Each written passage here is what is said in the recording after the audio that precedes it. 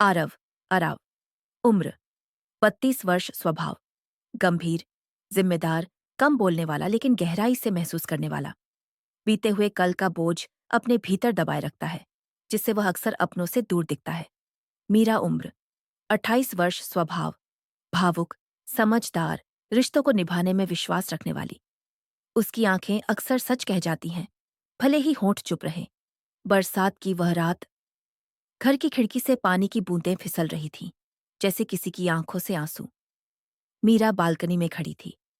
उसकी आंखें भीगी थीं, लेकिन बारिश से नहीं। पीछे कमरे में आरव बैठा था, चुप, बेहद चुप। उनकी शादी को 6 महीने हो चुके थे, लेकिन उस घर में आज भी अजनबियत थी। मीरा ने पहली बार महसूस किया, आरव के अंदर कुछ ऐसा है जो वह छुपा रहा है। शादी के बाद से ही आरव हर रात किसी न किसी बहाने देर से आता, फोन लॉक रहता और कई बार नींद में किसी का नाम बुदबुदाता। नहीं, ये मत करना। मीरा ने कभी सवाल नहीं किया, लेकिन उस रात आरव की आंखों में डर था, और डर बिना वजह नहीं होता। मीरा ने कभी नहीं सोचा था कि शादी के बाद भी कोई इतना अकेला हो सकता है। वह हर सुबह आरव के लिए चाय बनाती, उसकी शर्ट प्रेस करती, लेकिन बदले में सिर्फ औपचारिक मुस्कान मिलती। प्यार था, लेकिन अधूरा। एक रात मीरा ने पूछा, आरव, तुम खुश हो ना मुझसे शादी करके? आरव ने जवाब दिया, हाँ, लेकिन उसकी आंखें झूठ बोल रही थीं। मीरा की आंखें फिर भीग गईं। एक दिन मीरा को आरव की पुरानी फाइल मिली। उसमें एक नाम बार बार लिखा था, काव्या। मीरा का दिल धक से रह गया। उस रात उसने पहली बार सख्त लहजे में पूछा, कौन है काव्या? आरव सन्न रह गया। कमरे में सन्नाटा था, बस बारिश की आवाज। आरव बोला, वो मेरी जिंदगी की सबसे बड़ी गलती थी। और फिर टूट गया।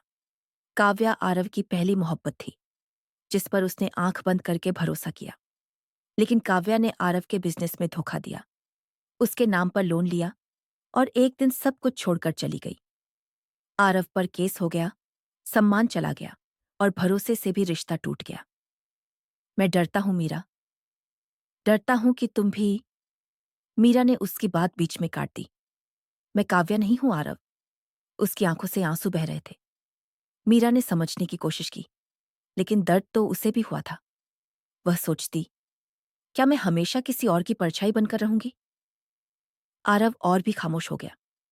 दोनों एक ही कमरे में रहते, लेकिन दिलों के बीच दीवार खड़ी हो चुकी थी।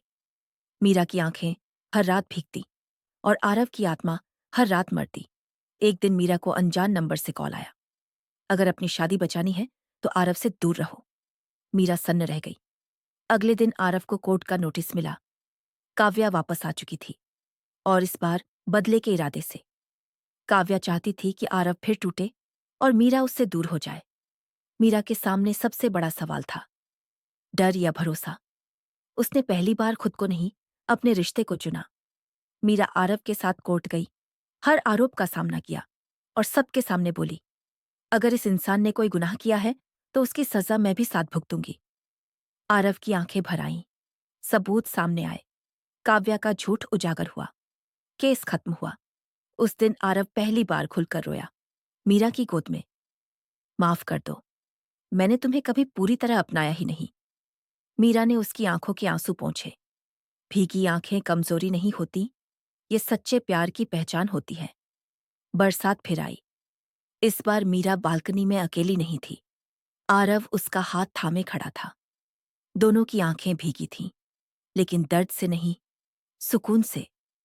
क्योंकि अब उनके बीच कोई राज नहीं था, कोई डर नहीं था, सिर्फ प्यार था, सच्चा, गहरा और पूरा।